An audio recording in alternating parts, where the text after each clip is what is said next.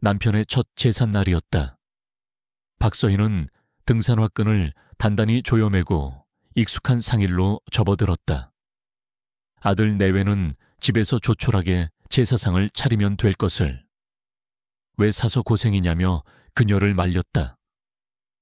하지만 서희에게 이 산은 단순한 산이 아니었다. 이곳은 남편과 그녀의 젊음이, 사랑이, 그리고 인생의 가장 빛나던 순간들이 고스란히 담겨있는 거대한 추억의 앨범이었다. 지난 1년은 지독하게 길고 외로웠다. 남편이 떠난 후 세상의 모든 소리가 그녀를 비껴가는 것 같았다. 아이들은 수시로 드나들며 그녀를 챙겼지만 그들의 다정한 위로는 텅 빈 옆자리를 더욱 시리게 만들 뿐이었다. 그녀는 남편의 부재가 남긴 거대한 구멍을 무엇으로도 메울 수 없었다. 그래서 오늘 그녀는 도망치듯 산으로 왔다.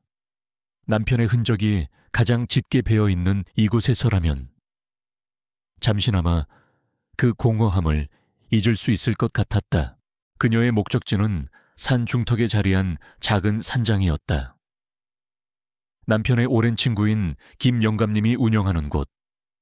부부는 살아생전 주말마다 그 산장을 찾아 막걸리를 마시고 밤새도록 시덥잖은 농담을 나누곤 했다. 후덕한 인상의 김영감님과 그의 거친 손으로 끓여주는 투박한 된장찌개. 그곳은 서희에게 친정집 같은 푸근함과 안락함을 주는 장소였다. 오늘도 그곳에 가면 김영감님이 아이고 박서방은 어쩌고 혼자 왔는가라며 타박하면서도 이내 따뜻한 아랫목을 내어줄 터였다. 산길은 평탄했다. 서희는 남편과 함께 걷던 속도에 맞춰 천천히 발걸음을 옮겼다. 발밑에서 바스러지는 마른 나무십 소리, 이름 모를 산새들의 지저김, 뺨을 스치는 서늘한 바람, 모든 것이 그대로인데 나란히 걷던 사람만 없었다. 그녀는 금방이라도 등 뒤에서 서희야, 힘들면 쉬어가자 하는 남편의 목소리가 들려올 것 같아. 몇 번이고 걸음을 멈추고 뒤를 돌아보았다. 산장까지 앞으로 30분 정도 남았을까. 갑자기 하늘이 어두워지기 시작했다. 조금 전까지 쾌청했던 하늘은 온데간데 없고 잿빛 구름이 순식간에 산 전체를 집어삼킬 듯 몰려왔다. 이내 나뭇가지를 부러뜨릴 듯 거센 바람이 불어오기 시작했다. 소나기려나? 서희는 대수롭지 않게 생각하며 발걸음을 재촉했다. 하지만 빗방울은 예상보다 훨씬 굵고 사나웠다. 한두 방울 떨어지나 싶더니 순식간에 양동이로 퍼붓는 듯한 폭우로 변했다. 우산을 꺼낼 겨를도 없었다. 거센 빗줄기는 순식간에 그녀의 옷과 머리카락을 흠뻑 적셨다. 천이 급격히 떨어지는 것이 느껴졌다. 등산로마저 빗물에 잠겨 질척이기 시작했다. 이대로는 위험했다. 서희는 거의 반사적으로 산장을 향해 뛰기 시작했다. 남편을 추억하던 고즈넉한 산행은 순식간에 쏟아지는 비와 추위를 피하기 위한 사투가 되어버렸다. 얼마나 달렸을까. 흠뻑 젖은 몸이 한계에 다다를 무렵 나무들 사이로 익숙한 갈색 지붕이 눈에 들어왔다. 산장이었다. 서희는 안도의 한숨을 내쉬며 마지막 힘을 짜내 나무 계단을 뛰어 올라갔다. 그녀는 차갑게 젖은 손으로 현관문을 다급하게 두드렸다. 영감님, 저예요. 서희 문 좀 열어주세요. 안에서는 아무런 대답이 없었다. 혹시나 집을 비우셨나 하는 불안감이 엄습했다. 그녀는 포기하지 않고 더욱 거세게 문을 두드렸다. 바로 그때 안에서 둔탁한 발소리가 들려오더니 삐걱거리는 소리와 함께 문이 열렸다. 그러나 문 안쪽에 서 있는 사람은 그녀가 평생을 그리워하며 찾아온 후덕한 미소의 김영감님이 아니었다. 처음 보는 남자였다. 60대 중반쯤으로 보이는 희끗희끗한 머리카락에 깊은 눈매를 가진 남자. 그의 얼굴에는 감정을 읽을 수 없는 깊고 고요한 침묵이 흐르고 있었다. 그는 값비싼 옷을 입은 것은 아니었지만 몸에 잘 맞는 낡은 스웨터와 면바지 차림에서 학자 같은 기품이 느껴졌다. 남자는 비에 젖어 덜덜 떨고 있는 서희를 그저 무표정하게 내려다볼 뿐이었다. 서희는 순간 말을 잃었다. 누구지? 김 영감님은 어디 가시고 이 낯선 남자는 왜 이 산장에 있는 걸까? 수많은 질문이 머릿속을 스쳐 지나갔지만 입술은 얼어붙은 듯 떨어지지 않았다. 그녀는 문틈으로 불어오는 산장의 따뜻한 온기와 문 밖에 몰아치는 차가운 폭우 그 경계선에 서서 낯선 남자의 깊고 검은 눈동자를 멍하니 바라볼 뿐이었다. 남자의 침묵은 길지 않았다. 그는 비에 흠뻑 젖어 덜덜 떨고 있는 서희의 처참한 몰골과 그녀 등 뒤로 미친 듯이 퍼붓는 빗줄기를 한번 훑어보더니 말없이 옆으로 비켜서며 문을 활짝 열었다. 일단 들어오시죠. 비가 너무 많이 옵니다. 그의 목소리는 낮고 차분했다. 서희는 잠시 망설였지만 등 뒤에서 불어오는 차가운 비바람에 결국 안으로 들어설 수밖에 없었다. 문이 닫히자 바깥 세상의 모든 소란은 거짓말처럼 멀어졌다. 산장 안은 바깥의 폭풍우와는 전혀 다른 세상이었다. 벽난로에서는 장작이 타닥타닥 타오르며 붉은 온기를 뿜어내고 있었고 공기 중에는 희미한 책 냄새와 나무 향기가 섞여 있었다. 내부는 김 영감님이 있을 때와는 사뭇 다른 분위기였다. 투박하고 어수선했던 살림살이들은 온데간데 없고 모든 것이 단정하게 정돈되어 있었다. 특히 눈에 띄는 것은 사방에 가득한 책들이었다. 벽면을 가득 채운 책장뿐만 아니라 테이블 위, 창계도 책들이 가지런히 쌓여 있었다. 마치 산속의 작은 서재에 들어온 기분이었다. 남자는 서희에게 많은 것을 묻지 않았다. 그는 그저 젖은 위솥을 받아 벽난로 가까이에 걸어두고 두툼하고 마른 담요를 가져와 그녀의 어깨에 둘러주었다. 그리곤 작은 부엌으로 가더니 익숙한 솜씨로 주전자에 물을 올리고 생강을 썰기 시작했다. 그의 모든 행동에는 불필요한 움직임이 없었으며 서두르지 않는 침착함이 배어 있었다. 서희는 벽난로 앞에 낡은 흔들의자에 앉아 담요로 몸을 감쌌다. 얼음장 같던 몸에 서서히 온기가 퍼지자 그제야 정신이 좀 드는 것 같았다. 그녀는 조심스럽게 남자의 뒷모습을 살폈다. 그는 누구일까? 김 영감님과는 어떤 관계일까? 혹시 아들일까 생각해 보았지만 김 영감님은 평생 독신으로 살아오셨다. 잠시 후 남자가 김이 모락모락 나는 찻잔을 들고 다가왔다. 짙은 생강 향기가 코끝을 간질렸다. 따뜻할 때 드시지요. 몸을 덮이는 데는 생강차가 좋습니다. 서희는 감사 인사를 하고 찻잔을 받아들었다. 뜨거운 온기가 손바닥을 통해 온몸으로 퍼져나갔다. 차를 한 모금 마시자 얼어붙었던 속이 확 풀리는 기분이었다. 그녀는 마침내 용기를 내어 가장 궁금했던 질문을 던졌다. 저 실례지만 김 영감님은 어디 가셨는지요? 제가 남편 친구라서 오랜만에 인사드리러 왔는데 그녀의 질문에 남자의 눈빛이 아주 미세하게 흔들렸다.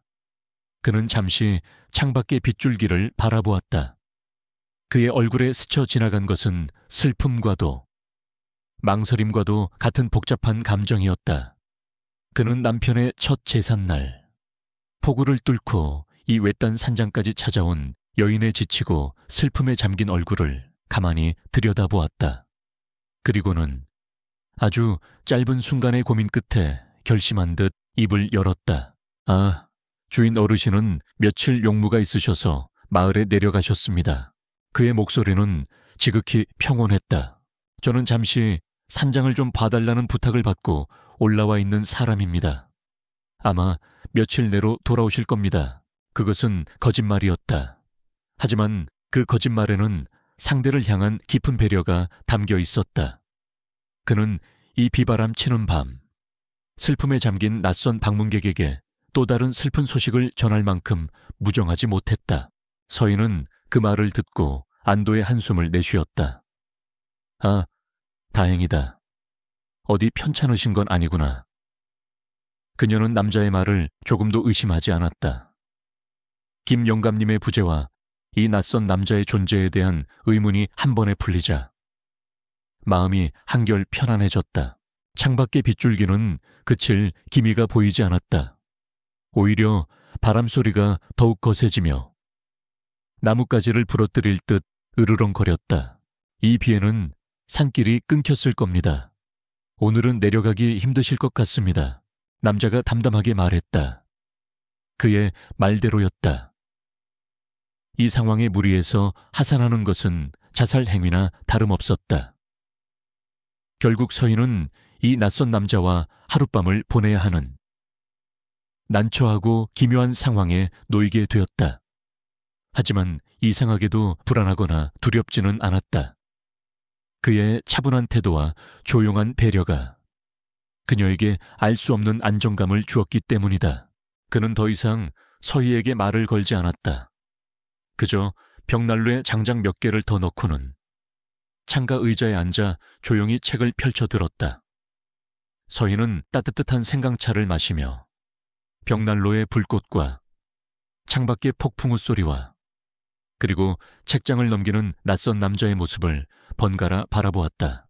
남편은 좋은 사람이었지만 언제나 시끄럽고 부산스러운 사람이었다. 그의 주변은 늘 사람들로 북적였고 집안은 쩌렁쩌렁한 그의 목소리로 가득했다. 서인은 이토록 깊은 정적 속에서 누군가와 함께 있어 본 기억이 까마득했다. 이 남자의 침묵은 불편하지 않았다. 오히려 그것은 소란스러운 세상으로부터 그녀를 보호해주는 단단한 벽처럼 느껴졌다. 서인은 담요를 목까지 끌어당겼다. 낯선 산장에서 낯선 남자와 낯선 밤을 맞이하고 있었다. 그러나 이 모든 낯섦 속에서 그녀는 아주 오랜만에 느껴보는 종류의 평온함과 아늑함에 조용히 잠겨들고 있었다. 시간이 흐르자 폭우는 하룻밤 묵어갈 손님처럼 산장에 자리를 잡았다. 창문을 두드리는 빗소리와 강한이 울리는 천둥소리는 이제 두 사람 사이에 흐르는 침묵의 배경음악이 되었다. 저녁이 되자 강민주는 부엌에서 무언가 부산스럽게 움직이기 시작했다. 이내 산장 안에는 구수한 밥 냄새와 된장을 푼 국 냄새가 퍼졌다. 변변한 것은 없습니다만 시장하실 테니 욕이라도 하시지요. 그가 나온 것은 소박한 밥상이었다. 갓 지은 쌀밥과 감자 몇 알을 넣고 끓인 국, 그리고 그가 직접 무쳤다는 산나물 몇 가지가 전부였다. 하지만 온종일 긴장과 추위에 시달렸던 서희에게는 그 어떤 진수성찬보다도 따뜻하고 귀한 식사였다. 두 사람은 벽난로 앞에 작은 상에 마주 앉아 조용히 식사를 했다. 숟가락과 그릇이 부딪히는 소리 외에는 아무 소리도 들리지 않았다. 어색할 법도 한 상황이었지만 이상하게도 마음은 편안했다.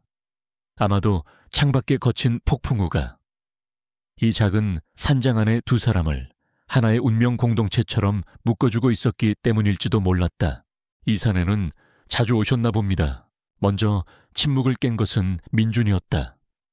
그의 질문은 꼬치꼬치 캐묻는 듯한 느낌 없이 그저 순수한 궁금함이 담겨 있었다. 서인은 숟가락을 내려놓고 잠시 창밖을 바라보았다. 빗물이 흘러내리는 창문 너머로 어둠에 잠긴 산의 능선이 희미하게 보였다. 네, 남편이 살아있을 땐 거의 매주 오다시피 했어요. 저희가 이 산을 참 좋아했거든요.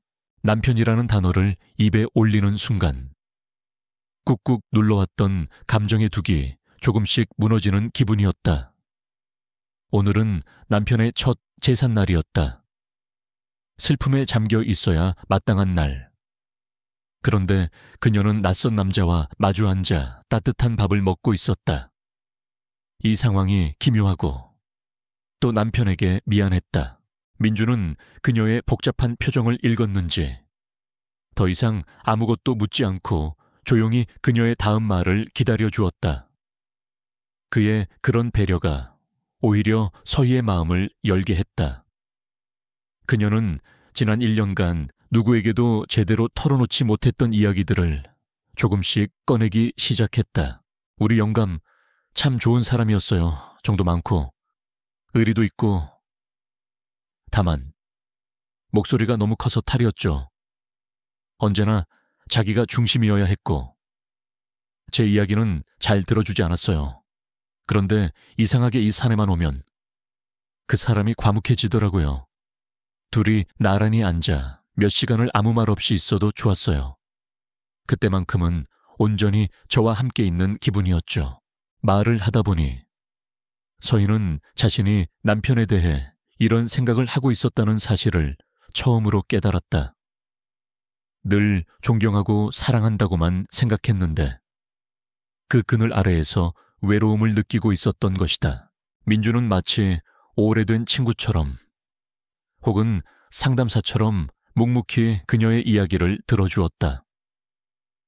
그의 눈빛은 당신을 이해한다고, 괜찮다고 말해주고 있었다. 그의 침묵 속에서 서희는 처음으로 온전한 위로를 받았다. 한참을 이야기하던 서희가 멋쩍게 웃으며 어휴, 제가 너무 제 얘기만 했네요. 실례했습니다라고 말하자 민준이 부드럽게 고개를 저었다. 아닙니다.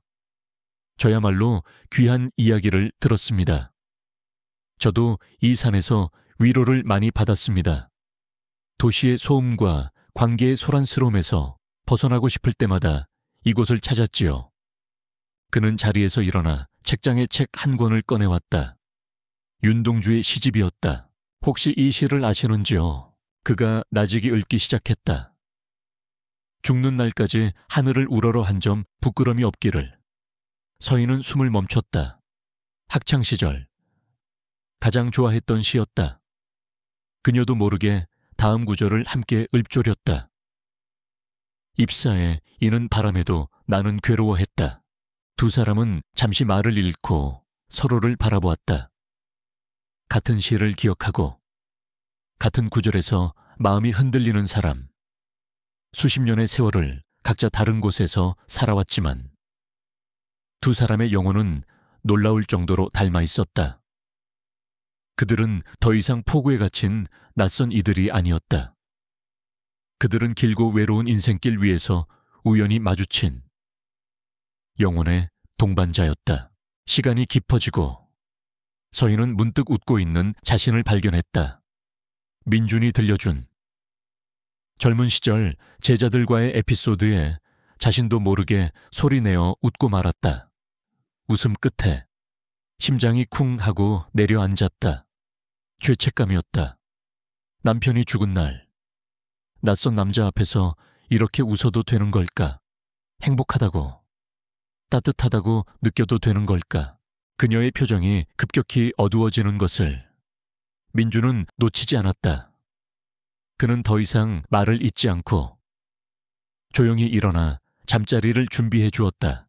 제가 작은 방을 쓰겠습니다. 부인께서는 벽난로 앞이 따뜻하니 이곳에서 주무시죠. 그의 배려에 고맙다고 말하며 서희는 그가 내어준 두툼한 이불 속으로 몸을 뉘었다. 장작 타는 소리와 지붕을 두드리는 빗소리가 자장가처럼 들려왔다. 몸은 따뜻하고 편안했지만 마음속에서는 이제 막 새로운 폭풍우가 일기 시작하고 있었다. 오늘 밤 이 낯선 남자에게서 느낀 기묘한 설렘과 위로, 그리고 죽은 남편을 향한 배신감과도 같은 깊은 죄책감.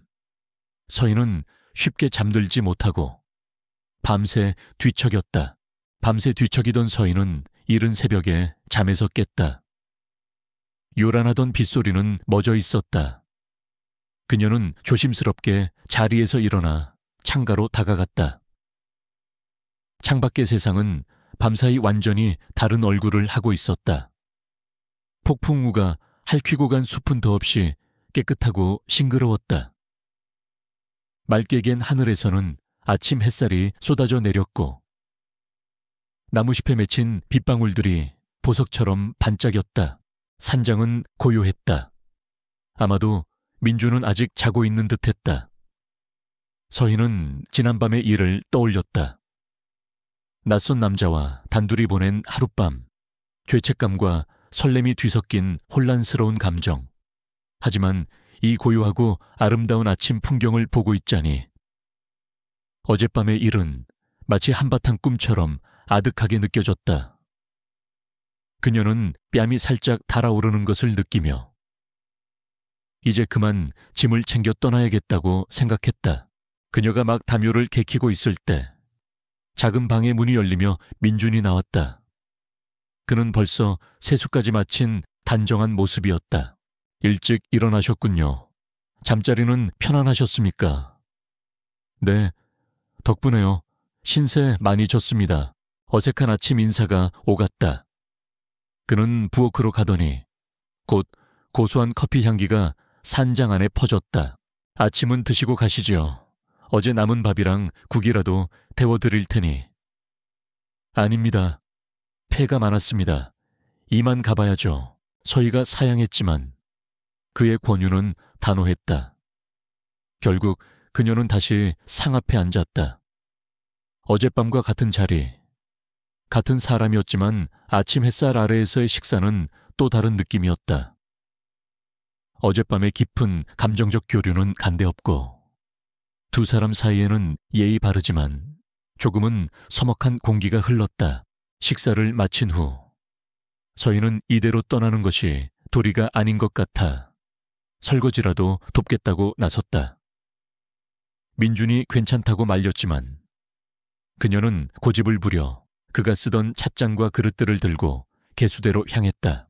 그럼 저는 서재 정리나 좀 하고 있겠습니다. 민주는 그녀의 뜻을 존중해주는 듯 책장이 있는 쪽으로 향했다. 서희는 그릇을 닦으며 곁눈질로 그를 보았다. 그는 책을 참 소중히 다루는 사람 같았다. 책 한 권 한 권을 정성스럽게 마른 천으로 닦고 순서에 맞게 다시 꽂아 넣었다. 그 모습에 또다시 낯선 온기가 가슴에 스며드는 것을 느끼며 서희는 서둘러 고개를 저었다. 설거지를 마친 그녀는 행주를 빨아 널고는 그에게 인사를 하고 떠날 참이었다. 그런데 책장 한쪽 구석에 어지럽게 쌓여있는 책 몇 권이 눈에 들어왔다. 아마도 그가 미처 정리하지 못한 모양이었다. 이것만이라도 정리해드리고 가야겠다.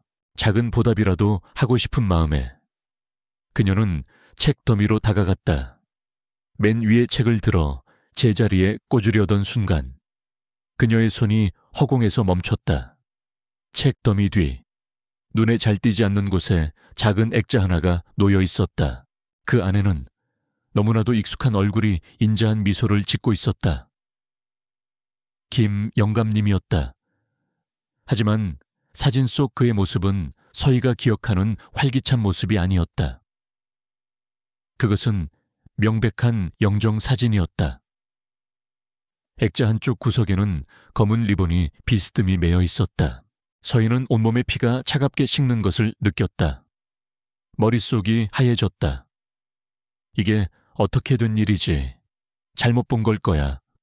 떨리는 눈으로 주위를 둘러보던 그녀의 시선은 책장 옆 작은 책상 위에 놓인 우편물 더미에 가닿았다. 맨 위에 놓인 편지 봉투에 수신인 이름이 선명하게 보였다. 강민준 귀하. 그리고 그 아래 주소는 바로 이 산장의 주소였다. 순간 어젯밤 그가 했던 말이 뇌리를 스쳤다. 주인 어르신은 며칠 용무가 있으셔서 마을에 내려가셨습니다. 거짓말. 모든 것이 거짓말이었다. 김 영감님은 돌아가셨다. 그리고 이 남자. 강민준이 이 산장의 새로운 주인이었던 것이다. 어젯밤 느꼈던 모든 따뜻한 감정이 순식간에 차가운 배신감으로 변했다. 그 다정한 눈빛, 진지한 경청, 따뜻한 배려, 그 모든 것이 기만이었다. 왜 거짓말을 했을까? 남편을 잃은 외로운 늙은 여자가 불쌍해서 동정이라도 한 걸까? 아니면 자신의 감정을 가지고 장난이라도 친 걸까? 이유가 무엇이든. 그의 거짓말로 인해 그녀의 진솔했던 고백과 눈물은 한순간에 조롱거리로 전락해버렸다. 치욕스러워서 견딜 수가 없었다. 그게 어느새 그녀의 등 뒤로 다가온 민준이 그녀의 손에 들린 액자를 보고 당황한 목소리로 무언가 말하려 했다. 하지만 서인은 그의 말을 들을 준비가 되어 있지 않았다. 그녀는 조심스럽게 액자를 제자리에 내려놓았다. 그리고는 천천히 돌아서서 그를 향해 허리를 깊이 숙였다. 그녀의 얼굴에서는 모든 감정이 사라져 있었다. 하룻밤 신세 졌습니다. 감사했습니다. 목소리는 얼음장처럼 차가웠다. 더 이상의 설명도, 질문도 없었다. 그녀는 벽난로 옆에 걸어두었던 자신의 가방과 위솥을 챙겨 들었다. 잠깐만요. 부인 제 말을 좀 들어보세요. 오해입니다. 민준이 다급하게 그녀를 붙잡으려 했지만 서인은 그의 눈을 마주치지 않은 채 현관문으로 향했다. 그녀의 냉담함은 그 어떤 분노의 표출보다도 더 날카로운 비수였다. 문을 열고 쏟아져 들어오는 눈부신 아침 햇살 속으로 그녀는 한치의 망설임도 없이 걸어 나갔다. 산길을 거의 구르다시피 내려오는 내내 서희의 뺨 위로는 뜨거운 눈물이 쉴 새 없이 흘러내렸다. 그것은 슬픔의 눈물이 아니었다. 어리석었던 자신에 대한 분노와 한순간의 따뜻함에 마음을 열어버렸던 자신을 향한 혐오의 눈물이었다. 맑게 갠 하늘과 아름다운 숲의 풍경은 더 이상 그녀의 눈에 들어오지 않았다. 산에서 내려온 서희는 곧장 도시의 잿빛 일상 속으로 복귀했다. 현관문을 열고 들어선 아파트는 변함없이 고요하고 텅 비어 있었다. 1년 전 남편이 세상을 떠난 후로 그녀는 이 적막함에 익숙해졌다고 생각했다. 하지만 산장에서의 하룻밤을 겪고 난 후 아파트의 침묵은 이전과 다른 무게로 그녀를 짓눌렀다. 그것은 단순히 텅 빈 공간의 고요함이 아니라 살아있는 온기가 사라진 후에 냉랭한 적막이었다. 그녀는 애써 산장에서의 일을 잊으려 노력했다. 강민준이라는 남자의 얼굴을, 그의 거짓말을, 그리고 그에게 어이없이 마음을 열었던 자신의 어리석음을 머릿속에서 지워버리려 했다. 분노는 상처받은 마음을 보호하기 위한 가장 손쉬운 갑옷이었다. 나를 얼마나 우습게 봤으면 그런 뻔한 거짓말을 했을까. 가엾은 과부 하나 동정하는 척 재밌었겠지. 그녀는 일부러 그를 악의적인 인물로 그리며 분노를 키웠다. 그렇게라도 하지 않으면 한순간의 따스함에 모든 경계를 허물었던 자신이 너무나도 한심하게 느껴져 견딜 수가 없었다. 그녀는 평소처럼 화초에 물을 주고 의미 없이 텔레비전을 켰다. 하지만 그 어떤 일에도 집중할 수 없었다. 텔레비전 화면 위로 그의 깊은 눈동자가, 책장을 넘기던 그의 긴 손가락이, 생강차를 내밀던 그의 투박하지만 다정한 손이 자꾸만 아른거렸다. 분노의 갑옷은 생각보다 견고하지 못했다. 시간이 흐를수록 분노의 틈새로 다른 기억들이 자꾸만 비집고 들어왔다. 시집을 읊던 그의 나직한 목소리, 자신의 이야기를 묵묵히 들어주던 진지한 눈빛, 그가 끓여주었던 된장국과 생강차의 따뜻한 온기, 그런 사소한 기억들이 떠오를 때마다 그녀가 애써 구축한 기만적인 사기꾼 강민준의 모습에 균열이 가기 시작했다. 그는 왜 거짓말을 했을까? 아무리 생각해도 그가 얻을 수 있는 이득이 없었다. 그저 하룻밤 묵어갈, 다시는 볼 일 없는 낯선 여자에게 굳이 그런 거짓말을 할 이유가 무엇이었을까? 의문은 꼬리에 꼬리를 물고 이어졌고 그녀의 마음은 다시 혼란의 소용돌이에 휩싸였다. 어쩌면, 아주 만약에 내가 너무 성급하게 판단하고 도망쳐 나온 것은 아닐까. 주말 내내 번민하던 서인은 더 이상 어지러운 마음을 견디지 못하고 남편의 유품을 정리하기 시작했다. 지난 1년간 차마 손대지 못하고 작은 방에 쌓아만 두었던 상자들이었다. 이제는 정말로 그를 보내주어야 할 때라고. 그리고 그 과정 속에서 복잡한 마음도 함께 정리할 수 있을 거라고 생각했다. 상자 안에는 남편의 손때 묻은 물건들이 가득했다. 낡은 만년필, 즐겨 읽던 역사책, 그리고 친구들과 주고받았던 편지 뭉치들. 서희는 편지들을 하나하나 읽어 내려가며 남편과의 추억에 잠겼다. 그러다 문득 낯익은 필체의 편지 한 통을 발견했다. 2년 전 남편이 대학 동창에게 보냈던 편지의 초고였다. 편지에는 시시콜콜한 안부 인사와 함께 주말에 산장에 다녀올 계획이라는 내용이 적혀 있었다. 서희는 무심코 편지를 읽어 내려가다 한 문장에서 숨을 멈췄다. 자네도 알다시피 김영감 건강이 많이 안 좋다는데 더 늦기 전에 얼굴 한번 보고 와야 할 것 같네. 평생을 산만 보고 살아온 사람이 이제는 병상에 누워 하늘만 보고 있다 하니 마음이 영 좋지 않아. 순간 서희는 마치 망치로 머리를 한 대 맞은 듯한 충격을 받았다. 김 영감님이 아프셨다고, 그것도 아주 많이. 그녀는 편지를 든 채 그 자리에 얼어붙었다. 퍼즐 조각들이 순식간에 제자리를 찾아가며 전혀 다른 그림이 눈앞에 펼쳐졌다. 산장에서 처음 마주쳤을 때 김 영감님의 안부를 묻는 그녀의 질문에 그가 보였던 아주 짧은 순간의 망설임, 그의 눈빛에 스쳐 지나갔던 슬픔과 연민의 그림자. 그것은 거짓말을 하기 위한 연기가 아니었다. 그것은 진실이었다. 그날 밤의 상황이 다시 떠올랐다. 남편의 첫 제삿날, 폭우에 흠뻑 젖어 지친 기색이 역력했던 슬픔에 잠긴 과부. 그런 그녀에게 당신이 추억하는 그 사람은 이미 이 세상에 없습니다.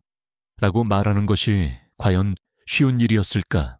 어쩌면 그의 거짓말은 기만이 아니라 배려였을지도 모른다. 더 큰 상처를 받지 않도록, 하룻밤만이라도 편히 쉴 수 있도록 그가 쳐준 임시방편의 보호막이었을지도 모른다. 깨달음은 날카로운 비수가 되어 그녀의 심장을 찔렀다. 자신의 아픔에 눈이 멀어 상대의 깊은 속내를 헤아리지 못했다. 성급한 오해로 그의 진심을 매도하고 해명할 기회조차 주지 않은 채 그에게 차갑게 등을 돌렸다. 잔인했던 것은 그가 아니라 바로 자기 자신이었다. 서희는 남편의 편지를 가슴에 끌어안은 채 소리 없이 눈물을 흘렸다. 창밖으로 도시의 야경이 무심하게 반짝이고 있었다. 그녀를 괴롭히던 분노는 온데간데 없고 그 자리에는 자신의 어리석음에 대한 깊은 후회와 부끄러움만이 남아 있었다. 이대로는 안 된다. 이대로 끝낼 수는 없었다. 남편의 편지를 발견한 그날 밤, 서희는 한숨도 잠들지 못했다. 방 안의 불을 모두 끈 채 그녀는 꼬박 밤을 새워 창밖이 밝아오는 것을 지켜보았다. 어둠이 걷히고 여명이 트자 그녀의 마음속에도 한 줄기 결심이 굳어지고 있었다. 가야 한다. 다시 그 산으로, 그 산장으로 가서 모든 것을 확인해야만 한다. 지난 며칠간 그녀를 괴롭혔던 혼란스러운 번민은 이제 명확한 하나의 감정으로 수렴되었다.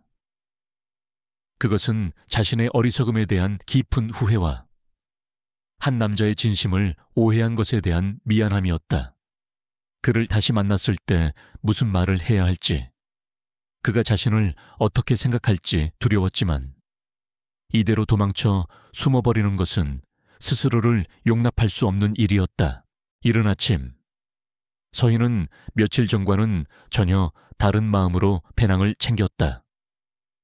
추억에 젖어 슬픔을 곱씹던 그때와 달리 지금 그녀의 움직임에는 망설임 없는 단호함이 깃들어 있었다. 그녀는 아들에게 전화를 걸어 주말까지 산에 좀 다녀오겠다고 짧게 통보했다. 아들은 갑작스러운 엄마의 결정에 걱정했지만 수화기 너머로 들려오는 그녀의 목소리에 이전과는 다른 단단한 힘이 실려 있음을 느끼고는 잠자코 알겠다고 대답했다. 다시 찾은 산으로 가는 길은 낯설면서도 익숙했다. 같은 길이었지만 걷는 사람의 마음이 달라지니 풍경도 다르게 보였다. 며칠 전 폭우가 쏟아지던 날에는 공포와 절망의 길이었지만 맑게 갠 오늘, 그 길은 속죄와 희망을 향한 순례길처럼 느껴졌다. 숲은 비에 씻겨 더욱 청명한 향기를 뿜어냈고 나무십 사이로 부서지는 햇살은 따스했다. 한 걸음 한 걸음 산을 오르며 서희는 지난번 자신의 행동을 끊임없이 복기했다. 그의 얼굴에 대고 차갑게 내뱉었던 형식적인 감사 인사, 그의 해명을 들으려 하지도 않고 돌아섰던 자신의 굳은 등, 부끄러움에 얼굴이 화끈거렸다. 아무리 슬픔에 잠겨 있었다고는 하나 한 인간에 대한 최소한의 예의도 지키지 못한 자신의 모습이 혐오스러웠다. 만약 그가 나를 만나주지 않으면 어떡하지? 이미 나를 무례하고 이상한 여자라고 생각하고 있을 거야. 혹시 산장을 떠나고 없으면 어떡하지? 온갖 불안한 생각들이 머릿속을 스쳐 지나갔다. 그럴 때마다 그녀는 발걸음에 더 힘을 주었다. 설령 그를 만나지 못하더라도, 그가 자신을 용서하지 않더라도 괜찮았다. 이 길을 다시 오르는 것 자체가 그녀에게는 반드시 필요한 일이었다. 그것은 오해받은 그를 위한 것이기도 했지만 결국에는 자신의 남은 인생을 떳떳하게 살아가기 위한 자기 자신과의 약속이기도 했다.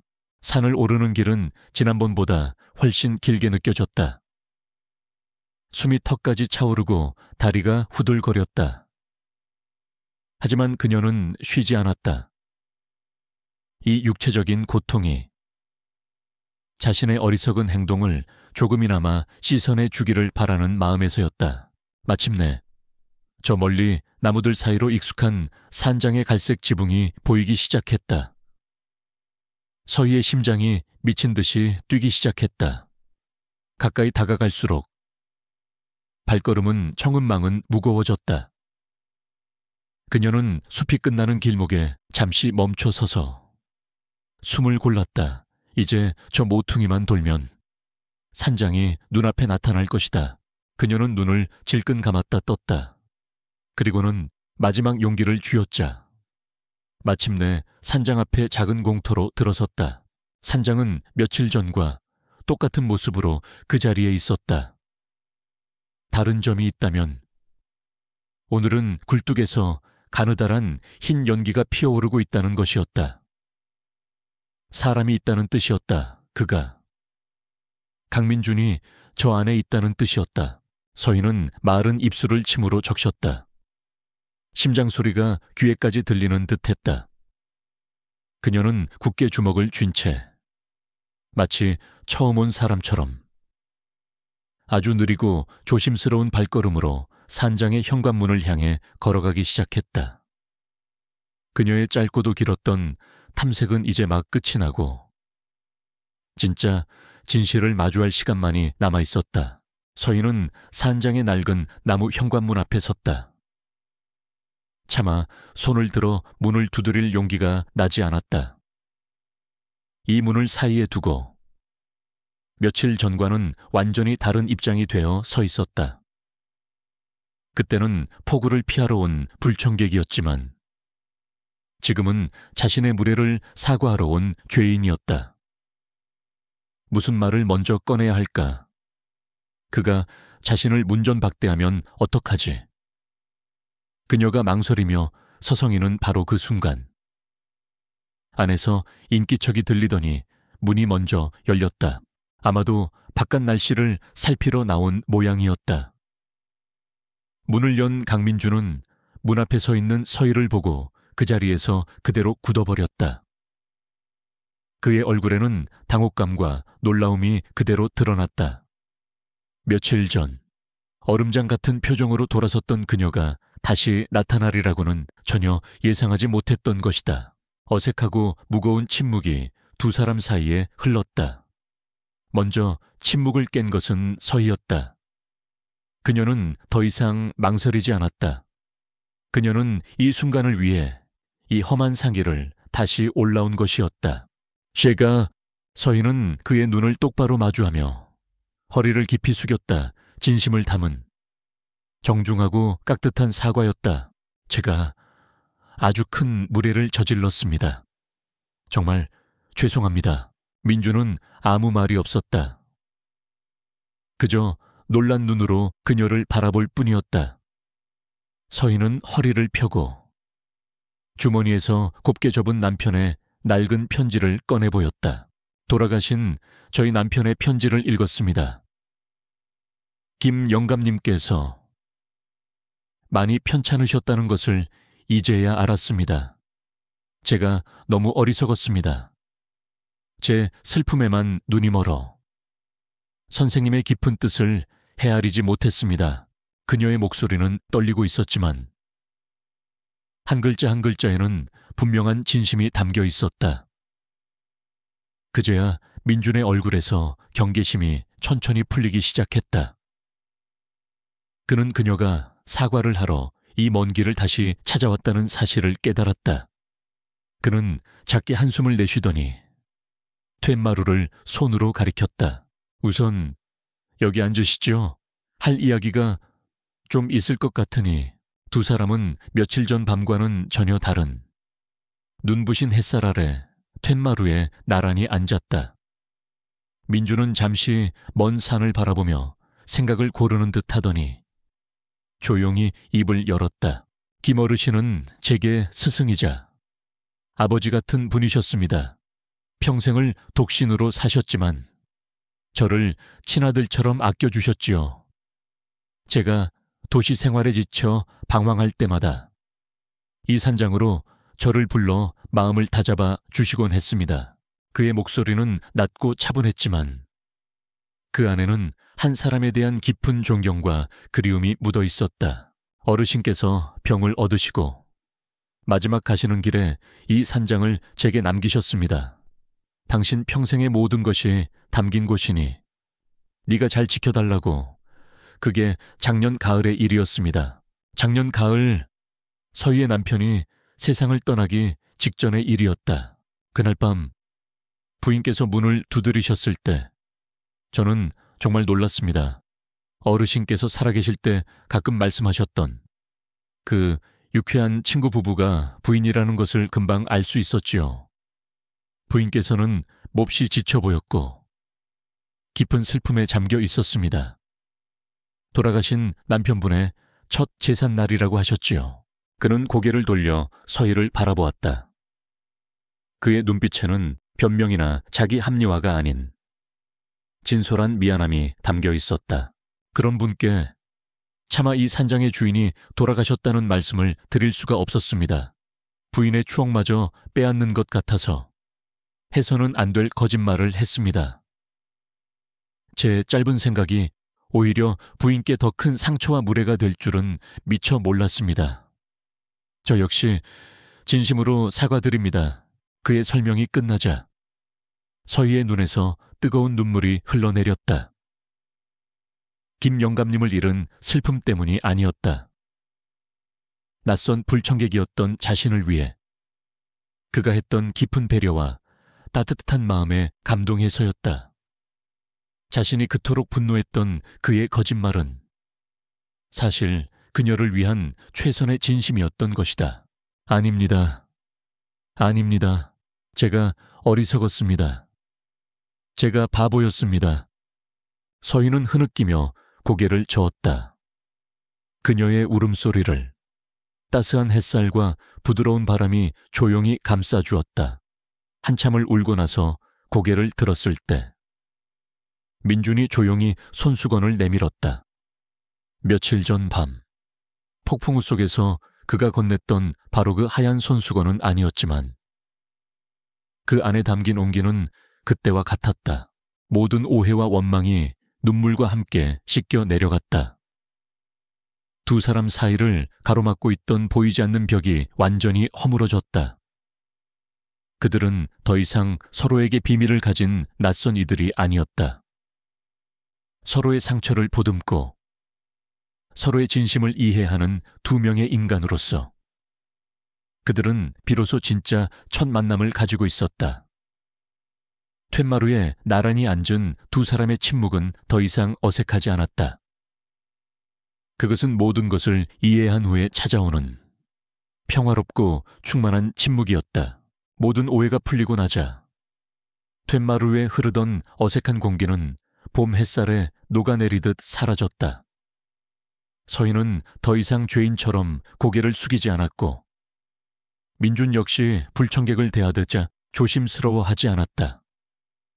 두 사람은 마치 오랜 세월을 건너뛰어 다시 만난 옛 친구처럼 편안하고 따스한 침묵 속에 잠겨 있었다. 안으로 들어오시지요. 차라도 한 잔 더. 민준이 먼저 일어나며 말했다. 서인은 잠시 망설였지만 이내 고개를 끄덕이고 그의 뒤를 따랐다. 다시 들어선 산장은 더 이상 낯설거나 불편한 공간이 아니었다. 오히려 며칠 전 밤보다 훨씬 더 아늑하고 정겹게 느껴졌다. 민준은 서희를 데리고 책장 앞으로 갔다. 그는 영정 사진 옆에 놓인 낡고 다른 등산용 지팡이를 가리켰다. 어르신께서 평생 쓰시던 지팡이입니다. 무릎이 성치 않으셨는데도 매일 아침 이 지팡이를 짚고 숲을 한 바퀴씩 돌고 오셨지요. 그는 벽난로 선반 위에 놓인 낡은 파이프 담배와 빛바랜 흑백 사진들을 차례차례 보여주었다. 흑백 사진 속에는 젊은 시절의 김영감님과 그 곁에 앳된 얼굴로 서 있는 청년 강민준의 모습이 담겨 있었다. 어르신의 물건들을 전부 치울 수가 없었습니다. 이 산장을 이루는 모든 것들이 그분 인생의 역사니까요. 제가 할 일은 그 역사를 지우는 게 아니라 잘 보존하는 것이라고 생각했습니다. 그의 말에 서인은 깊은 감동을 받았다. 그녀는 그가 자신의 추억을 그리고 남편과 김 영감님의 우정을 존중하고 있음을 느낄 수 있었다. 이 남자라면 자신의 과거를 부정하지 않고 있는 그대로 받아들여 줄 것 같았다. 그 안도감 속에서 서인은 남편의 죽음 이후 처음으로 마음의 빗장을 완전히 열어젖혔다. 괜찮으시다면 잠시 같이 걷지 않으시겠습니까?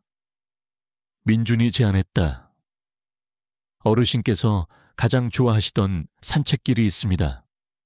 아마 부인께서도 잘 아시는 길일 겁니다. 두 사람은 나란히 산책에 나섰다. 그 길은 역시나 서희가 남편과 함께 수없이 걸었던 바로 그 오솔길이었다. 그때와 다른 점이 있다면 옆에 있는 사람이 바뀌었다는 것, 그리고 더 이상 슬픔에 잠겨 걷지 않는다는 것이었다. 서희는 민준에게 남편과의 추억을 이야기했다. 이전처럼 슬픔을 곱씹는 회상이 아니었다. 길가의 들꽃을 보고 남편이 얼마나 감상적이었는지, 멧돼지를 만나고 줄행랑을 쳤던 우스꽝스러운 일화 등을 이야기하며 그녀는 환하게 웃었다. 민준은 최고의 청중이었다. 그는 조용히 귀 기울이며 그녀의 이야기에 함께 웃고 함께 안타까워했다. 서희는 마치 남편의 오랜 친구에게 그의 옛 이야기를 들려주는 것처럼 편안함을 느꼈다. 혼자 간직하던 추억이 누군가와 나눔으로써 비로소 완성되는 기분이었다. 민준 역시 자신의 이야기를 들려주었다. 평생을 문학을 가르치며 살아온 이야기. 도시의 삭막함에 지쳐 은퇴 후 산으로 들어오기로 결심한 이야기. 그의 이야기는 화려하지 않았지만 깊은 울림이 있었다. 과거와 현재가 평화롭게 공존하는 산책이었다. 서희는 기억의 길 위를 걸으며 새로운 사람과 새로운 이야기를 쌓아가고 있었다. 그것은 과거를 대체하는 것이 아니라 과거의 추억 위에 새로운 겹을 아름답게 쌓아 올리는 과정이었다. 산장으로 돌아온 두 사람은 점심을 준비했다. 어색했던 아침 식사와는 달리 두 사람은 작은 부엌에서 함께 채소를 다듬고 국을 끓이며 자연스럽게 대화를 나누었다. 서희가 만든 나물 무침을 맛본 민준이 솜씨가 아주 좋으십니다 라고 칭찬하자 서희는 소녀처럼 수줍게 웃었다. 산장은 처음으로 단순한 피난처가 아닌 사람 사는 집다운 온기로 가득 찼다. 어느덧 해가 서쪽으로 기울기 시작했다. 어두워지기 전에 하산해야 했다. 떠나야 할 시간이 되자 두 사람 모두 아쉬운 마음을 감추지 못했다. 오늘 정말 고마웠습니다. 서희가 현관문 앞에서 진심을 담아 인사했다. 민주는 부드러운 미소로 답했다. 언제든 다시 오고 싶으실 때 편하게 오십시오. 이 산장은 이제 부인의 추억이기도 하니까요. 그리고 저에게는 반가운 손님이기도 하고요. 그의 말에 서희의 마음이 따뜻해졌다. 그녀는 환하게 웃으며 약속했다. 네, 꼭 다시 오겠습니다. 그때는 이렇게 빈손으로 오지 않을게요. 가벼운 농담과 함께 두 사람은 다음을 기약했다. 산길을 내려오는 서희의 발걸음은 날아갈 듯 가벼웠다. 올라올 때 그녀를 짓누르던 무거운 죄책감은 온데간데 없었다. 산은 더 이상 슬픈 추억의 장소가 아니었다. 치유와 새로운 시작의 공간이었다. 그녀는 용서를 구하러 갔다가 그보다 훨씬 더 귀한 것을 얻어 돌아왔다. 영혼의 동반자. 그리고 앞으로의 삶에 대한 조용한 희망을. 그날 이후 박서희에게는 새로운 습관이 생겼다. 주말이 되면 을의 짐을 챙겨 강민준이 있는 산으로 향하는 것이었다. 처음에는 망설임과 어색함이 교차했지만 산길을 오를수록 그리고 따뜻하게 맞아주는 민준의 미소를 볼수록 그 걸음은 점점 가볍고 당연해졌다. 그들의 관계는 계절이 바뀌듯 천천히 그리고 아주 자연스럽게 깊어졌다. 화려하거나 떠들썩한 데이트는 없었다. 그들은 그저 산장의 시간 속에 서로를 스며들게 했다. 햇살 좋은 오후에는 툇마루에 나란히 앉아 각자 책을 읽었다. 그러다 마음에 와닿는 구절이 있으면 소리내어 읽어주곤 했다. 민준의 나직한 목소리에 실린 시구는 서희의 마음에 잔잔한 파문을 일으켰고 서희가 들려주는 소설 속 이야기는 민준의 고요한 일상에 새로운 색을 더했다. 두 사람은 함께 작은 텃밭을 가꾸기 시작했다. 민준이 묵묵히 땅을 고르면 서희는 조심스럽게 상추와 토마토 모종을 심었다. 흙을 만지고 작은 생명이 자라나는 것을 보며 서희는 자신의 마음속에도 새로운 희망이 싹트는 것을 느꼈다. 함께 땀 흘리고 갓 딴 채소로 소박한 저녁 식사를 차려 먹는 것은 그들에게 무엇과도 바꿀 수 없는 기쁨이었다. 민준과 함께하는 시간 속에서 서희는 점차 과거의 그림자에서 벗어났다. 남편을 잃은 슬픔이 사라진 것은 아니었지만 그 슬픔에 잠식당하지 않고 현재의 소중함을 오롯이 느낄 수 있게 된 것이다. 그녀의 얼굴에는 오랫동안 잊고 지냈던 편안한 웃음이 되살아났고 눈빛에는 다시금 생기가 돌았다. 그것은 민준에게도 마찬가지였다. 타인과의 교류를 피해 산속으로 들어왔던 그의 삶에 서희라는 따뜻한 온기가 스며들었다. 그는 더 이상 혼자가 아니었다. 자신의 이야기를 들어주고 함께 웃어주는 사람이 곁에 있다는 사실만으로도 그의 오랜 외로움은 눈 녹듯 사라져갔다. 서희의 존재는 그에게 잇고 있던 세상과의 연결고리이자 삶의 새로운 의미가 되어주었다. 그들의 사랑은 서로의 아픔을 보듬고 치유하는 약과 같았다. 거창한 위로의 말 없이도 그들은 서로의 존재만으로도 가장 큰 위안을 얻었다. 산장에서의 주말은 그렇게 쌓여갔다. 함께 책을 읽고 텃밭을 가꾸고 소박한 식사를 나누는 평범한 시간들. 하지만 그 평범함 속에서 두 사람의 황혼의 사랑은 단단하고 아름답게 연그러가고 있었다. 첫 만남이 있었던 그 비 내리던 날로부터 꼭 1년이 흘렀다. 박서희의 삶에는 많은 변화가 있었다.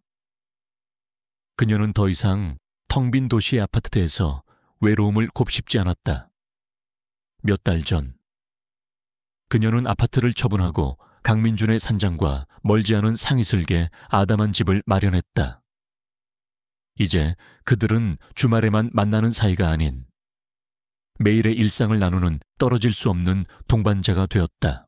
어느 맑게 갠 늦은 오후, 서희와 민주는 산장에서 저녁 노을이 가장 아름답게 보이는 작은 언덕으로 향하는 길을 만들고 있었다. 그들의 새로운 보금자리에서 시작된 프로젝트였다. 민준이 묵직하고 평평한 돌을 날라오면 서희는 흙바닥 위에 돌을 이리저리 맞춰보며 흔들리지 않게 자리를 잡았다. 두 사람은 말없이, 하지만 완벽한 호흡으로 함께 일했다. 돌 하나가 땅에 단단히 자리 잡을 때마다 그것은 단순한 돌멩이가 아니었다.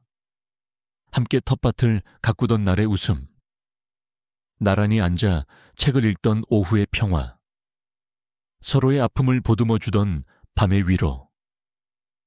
그들이 함께 쌓아온 새로운 추억들이 그 길 위에 촘촘히 새겨지는 듯했다. 과거의 기억 위에 새로운 기억을 덧대어 미래로 향하는 견고한 길을 만드는 것이었다. 마지막 돌 하나를 내려놓고 두 사람은 잠시 허리를 폈다. 비록 짧은 길이었지만 그들의 땀과 정성으로 만들어진 오솔길은 세상 그 어떤 길보다 아름다워 보였다. 민준이 부드럽게 서희의 손을 잡았다. 그의 손은 흙이 묻어 거칠었지만 세상에서 가장 따뜻했다. 그들은 자신들이 만든 돌길 끝에 나란히 서서 붉게 물들어가는 하늘을 바라보았다. 한때는 인생의 가장 큰 폭풍우라 여겼던 슬픔이 결국에는 가장 따뜻한 안식처로 그들을 이끌었다. 이제 그들은 두렵지 않았다.